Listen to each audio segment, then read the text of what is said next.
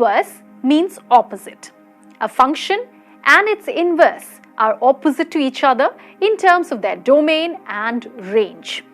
Inverse trigonometric functions are the inverse of trigonometric functions. Let's start with the inverse of one of the fundamental trigonometric functions, sine function. We know that sine from R to closed interval -1 to 1 is many to 1 and onto. Every point on any line parallel to the x-axis in R2 has the same y-coordinate.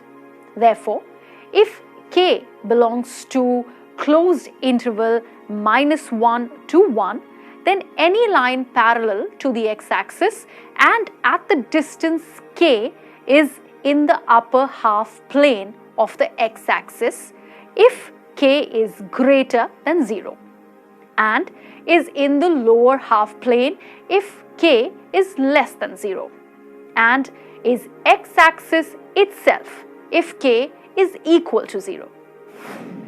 This line intersects the unit circle on the right side of the y-axis at a point.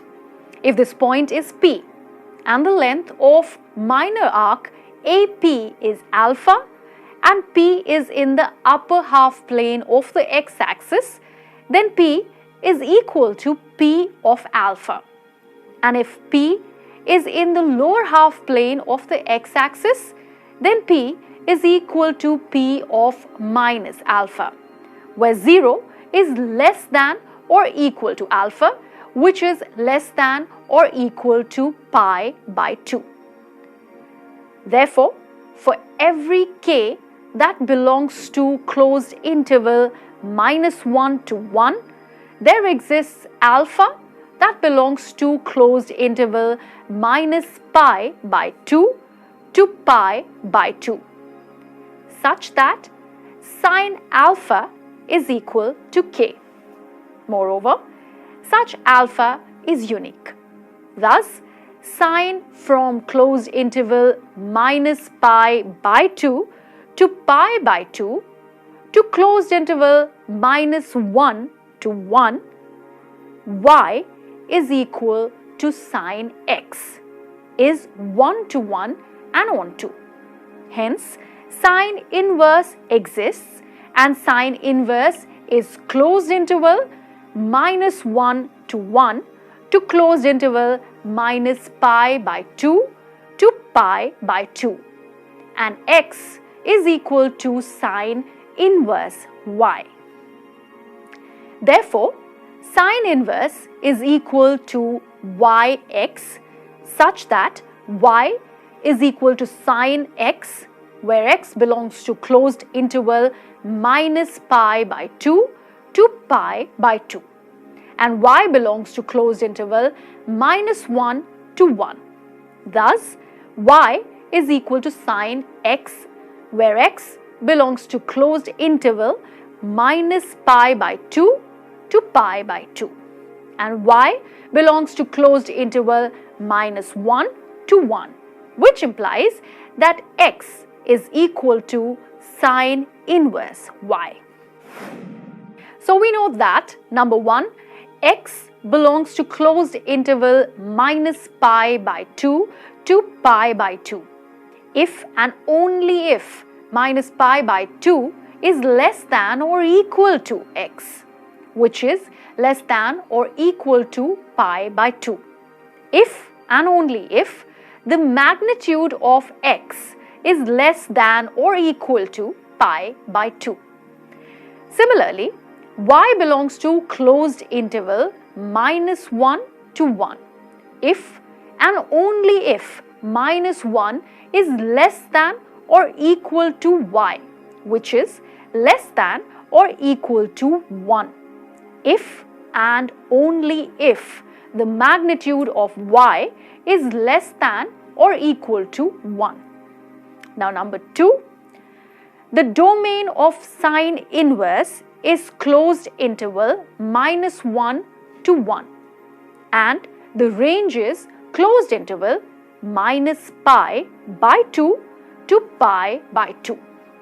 Also, from the definition of sine inverse, we can say that sine pi by 3 is equal to square root of 3 by 2, where pi by 3 belongs to closed interval minus pi by 2 to pi by 2, and the square root of 3 by 2 belongs to closed interval minus 1 to 1, which implies that sine inverse square root 3 by 2 is equal to pi by 3, as pi by 3 belongs to closed interval minus pi by 2 to pi by 2.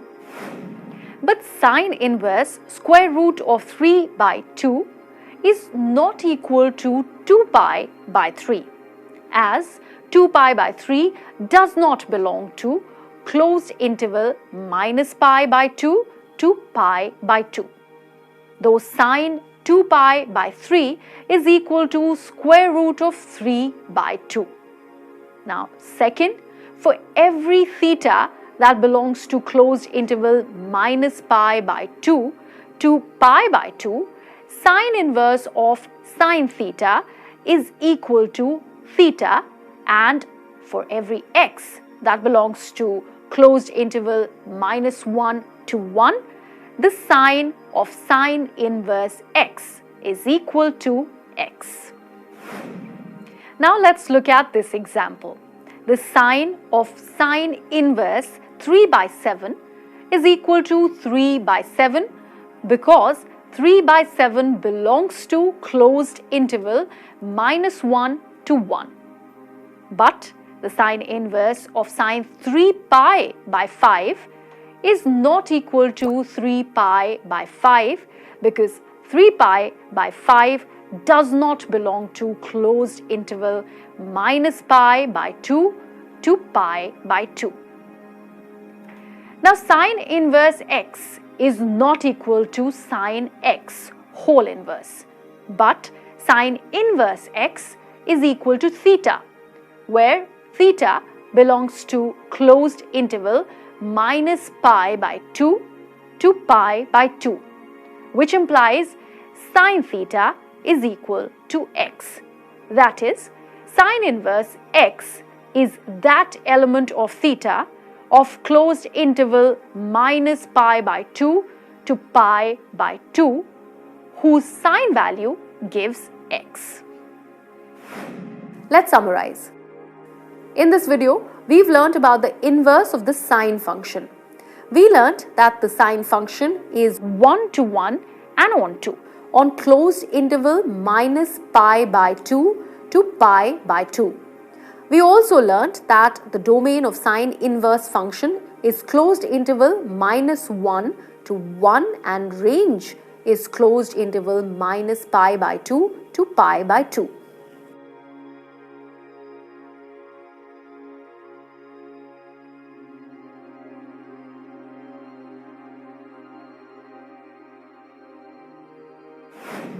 So we've learned the domain and range of inverse sine.